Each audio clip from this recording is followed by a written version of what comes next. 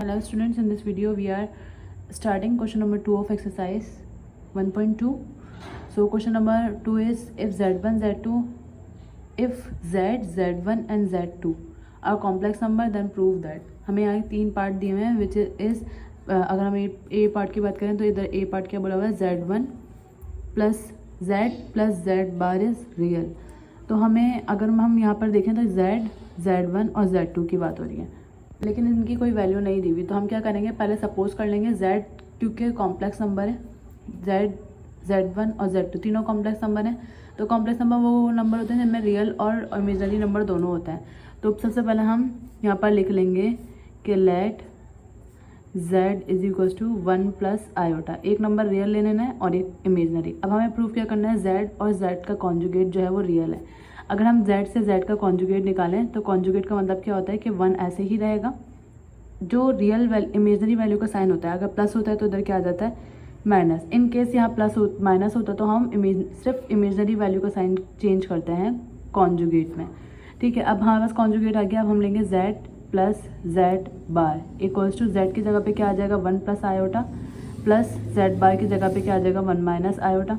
तो plus iota से minus iota cancel हो गया और 1 प्लस 1 क्या हो गया 2. तो z प्लस z बार का क्या आया है हमारे पास 2 which is the real number. तो ये क्या हो गया, प्रूव्ड हो गया. ठीक है, अब अगर हम इसी के सेकंड पार्ट की बात करें तो सेकंड पार्ट में हमें क्या बोला है, z minus z bar is imaginary. अगर हम इन दोनों को माइनस करवाएं तो इमेजनरी आंसर आना चाहिए, यानी z minus z bar is imaginary.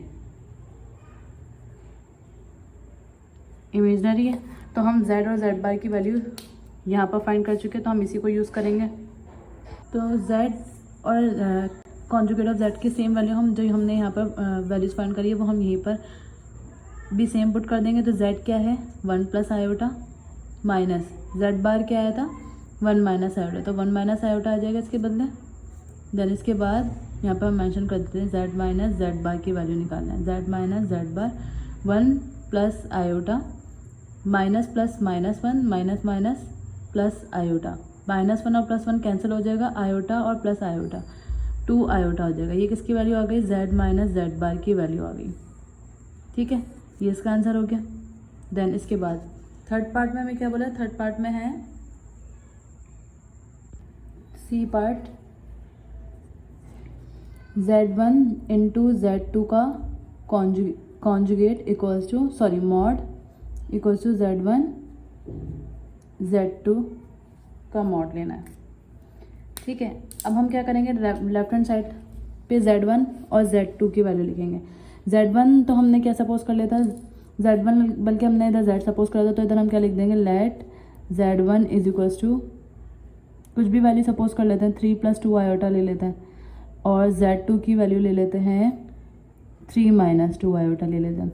ठीक है, अब z1 की जगह पर क्या आ जाएगा, टेकिंग लेफ्ट हैंड साइड लिख देते हैं इधर टेकिंग लेफ्ट हैंड साइड और इधर लिख देते हैं टेकिंग, दोनों साइड हम साथ साथ सॉल्व कर देंगे राइट हैंड साइड.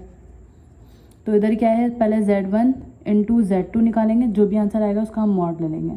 तो z1 की वैल्यू क्या है 3 प्लस 2 आयोटा और ये क्या है 3 माइनस 2 आयोटा. अगर हम इधर देखें तो इधर a प्लस बी और a माइनस बी का फॉर्मूला लग रहा है विच इज़ 3 का square plus minus minus 2 iota का स्क्वायर. तो 3 का स्क्वायर इज़ 9 माइनस ये क्या हो जाएगा 4 iota square. 9 minus 4 iota square किसके बराबर होता है -1 के. 9 माइनस माइनस प्लस 4 1 जा 4 और 9 प्लस 4 इज़ 13. तो z1 इंटू z2 13 आ रहा है. और जब हम इसका मॉड लेंगे तो मॉड का मतलब क्या होता है कि अगर हमारे पास कोई वैल्यू नेगेटिव आ रही होती है तो वो मॉड हटाने पर क्या हो जाती है, पॉजिटिव हो जाती है. तो z1 इंटू z2 13 ही आ रहा है. देन इसके बाद राइट हैंड साइड पे क्या है, z1 की वैल्यू 3 प्लस 2 आयोटा. तो हम क्या करेंगे, मॉड हम किस तरह से लेंगे, रियल वैल्यू का स्क्वायर आता है plus imaginary value. Imaginary value कुछ भी नहीं है तो ये हम ऐसे ही रहने देंगे. स्क्वायर से रूट कट जाएगा, यहाँ पर आंसर क्या आ जाएगा हमारे पास सिर्फ 13 ही आ जाएगा. या इन शॉर्ट हम ये भी कह सकते हैं कि अगर हमारे पास सिंपल नंबर होगा तो उसका मॉड क्या आएगा, सिर्फ 13 ही आएगा. तो इधर हम क्या लिख देंगे z1 इंटू z2 का कॉन्जुगेट मॉड. देन इसके बाद z1 इक्वल्स टू इसका अगर हम मॉड लेंगे तो क्या होगा, रियल वैल्यू का स्क्वायर प्लस इमेजनरी वैल्यू का स्क्वायर। तो 3 का स्क्वायर इज़ 9 प्लस 2 का स्क्वायर इज़ 4। 9 प्लस 4 कितने हो जाएंगे, 13 अंडर रूट Z1 का रूट। देन सिमिलरली यहाँ पर क्या करेंगे हम, Z2 का कॉन्जुगेट, Z2 की वैल्यू क्या है 3 माइनस 2 आयोटा, और जब हम Z2 का कॉन्जुगेट लेंगे मॉड लेंगे तो रियल वैल्यू का स्क्वायर प्लस इमेजनरी वैल्यू का स्क्वायर। तो 3 का स्क्वायर इज़ 9 प्लस 2 का स्क्वायर इज़ 4। 9 प्लस 4 कितने हो जाएंगे, 13 अंडर रूट। ये क्या आ गया, Z2 का मॉड। अब हमें फाइंड क्या करना है, Z1 का मॉड इंटू Z2 का मॉड। तो हम Z1 का मॉड क्या है 13 और Z2 का मॉड भी क्या है 13। 13 मल्टीप्लाई बाय 13, 13 का स्क्वायर, स्क्वायर से रूट कैंसिल हो गया, यहाँ पर आंसर क्या आ गया 13। यानी Z1 का मॉड और Z2 का मॉड मल्टीप्लिकेशन के बाद क्या आ रहा है 13। अगर हम देखें इधर लेफ्ट हैंड साइड भी यही है, राइट हैंड साइड भी यही है, तो ये भी क्या हो गया, प्रूव्ड हो गया।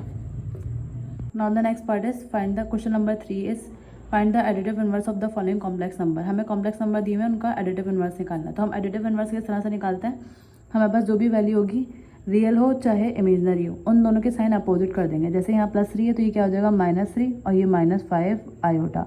देन इधर +6 है तो -6 और -5 आयोटा है तो इधर क्या हो जाएगा +5 आयोटा। देन 11 और 0 है, 0 तो न्यूट्रल होता है तो न्यूट्रल ही रहेगा, इधर क्या हो जाएगा -11।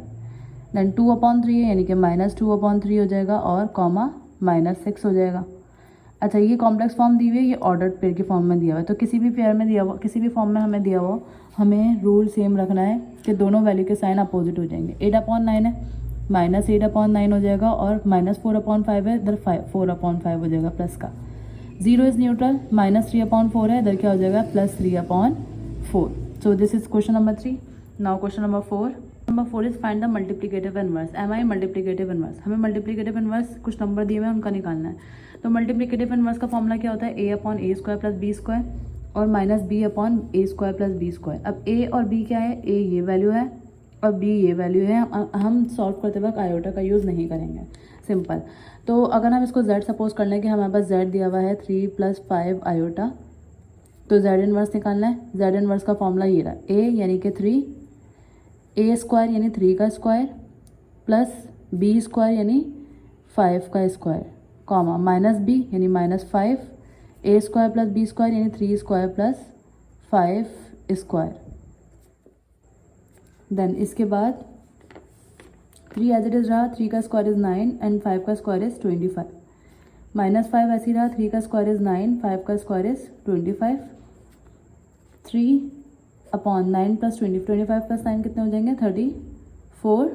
-5 ऐसे रहा, 25 + 9 is 34, which is the multiplicative inverse of 3 + 5 iota. अच्छा, अगर हम यहाँ पर देखें क्वेश्चन हमें किस फॉर्म में दिया हुआ है, किसके फॉर्म में दिया हुआ है, कॉम्प्लेक्स फॉर्म में दिया है, तो हम आंसर भी कॉम्प्लेक्स फॉर्म में लिख सकते हैं। कॉम्प्लेक्स फॉर्म में हम आंसर किस तरह से लिखेंगे, ये रियल वैल्यू होती है और ये इमेजनरी वैल्यू होती है। वैसे अगर हम यहाँ पे आंसर कर दें तो भी कोई इशू नहीं है, और अगर हम इसको और कॉम्प्लेक्स फॉर्म में लिखें तो 3/34 -5/34 के साथ क्या आ जाएगा आयोटा। तो ये रियल नंबर होता है और ये इमेजनरी नंबर होता है। देन इसके बाद अगर हम सेकंड पार्ट की बात करें तो सेकंड पार्ट में हमें यहाँ पर क्या दिया हुआ है, सिर्फ 8 आयोटा। 8 आयोटा यहाँ पर दिया हुआ है, दैट मीन्स रियल वैल्यू नहीं है, इमेजनरी वैल्यू है। जब रियल वैल्यू नहीं है तो रियल वैल्यू के बदले हम क्या लिखेंगे 0। तो Z inverse is equal to A के बदले क्या आ जाएगा 0, A² + B² यानी 0² + 8 का स्क्वायर, कॉमा B B है फॉर्मूले में यहाँ पर, तो -8 आ जाएगा और 0 का स्क्वायर प्लस 8 का स्क्वायर। 0 का स्क्वायर 0 प्लस 8 का स्क्वायर 64, कॉमा -8, 0 का स्क्वायर 0, 8 का square 64। 0 divided by any number तो 0 ही आ जाएगा, -8/64। 8 1 ज़ा 8, 8 8 ज़ा 64, और यहाँ पर आंसर क्या आ जाएगा 0, -1/8। ये ऑर्डर्ड पेयर की फॉर्म में है, हम इसको कॉम्प्लेक्स फॉर्म में चेंज कर देंगे। तो 0 रियल नंबर नहीं लिखेंगे, सिर्फ इमेजनरी नंबर लिखेंगे और जिसके साथ क्या आ जाएगा आयोटा। तो ये क्या है Z इनवर्स पार्ट 2 का। नाउ थर्ड पार्ट की बात करें। अब अगर हम नेक्स्ट पार्ट की बात करें तो यहाँ पे क्या है 10 और 4, यानी ए की जगह पर 10 रख देंगे, जहाँ जहाँ पर ए आ रहा है ए स्क्वायर बी स्क्वायर, और बी की जगह पे -4, तो यहाँ पे सॉरी ये माइनस ये वाला फॉर्मूले का, और बी की जगह पे क्या आ गया 4।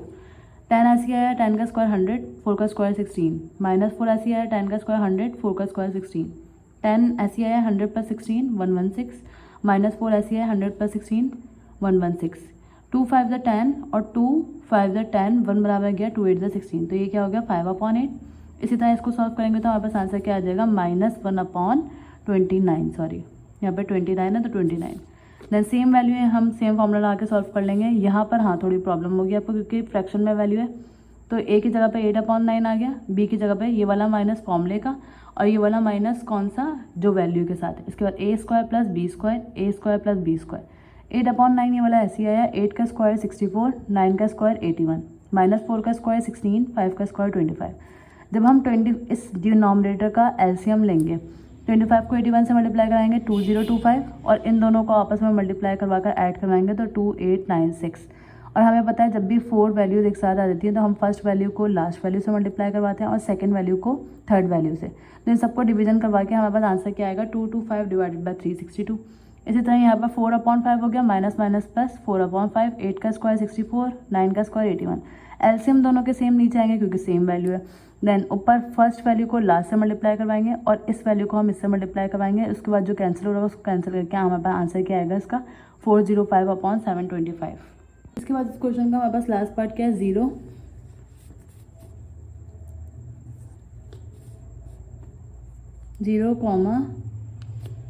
-3/4।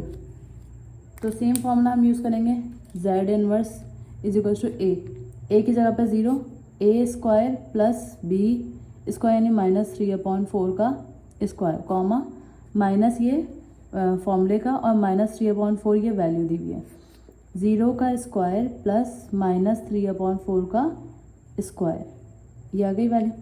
अब 0 मल्टीप्लाई बाय एनी नंबर, ये तो हमें पता है क्या आ जाएगा, यहाँ पर 0 आ जाएगा, माइनस माइनस प्लस 3/4, और 0 का स्क्वायर इज 0 प्लस -3/4 का स्क्वायर यानी 9/16, या फिर हम ये भी कर सकते हैं, फिलहाल चलो अभी ये कर लिया तो हम रहने देते हैं। अब 0 ऐसे ही रहा, फर्स्ट वैल्यू को लास्ट से मल्टीप्लाई करवाते हैं, 0 + 9/16 तो 9/16 ही आएगा, तो ये क्या हो जाएगा 3 × 16/4 × 9। जब हम इसको सॉल्व करेंगे तो 0 एज इट इज़ आया, 3 × 1 = 3, 3 × 3 = 9, 4 × 1 = 4, 4 × 4 = 16, तो हमारे पास आंसर क्या आ जाएगा 4/3, which is the Z multiplicative inverse of 0, -3/4।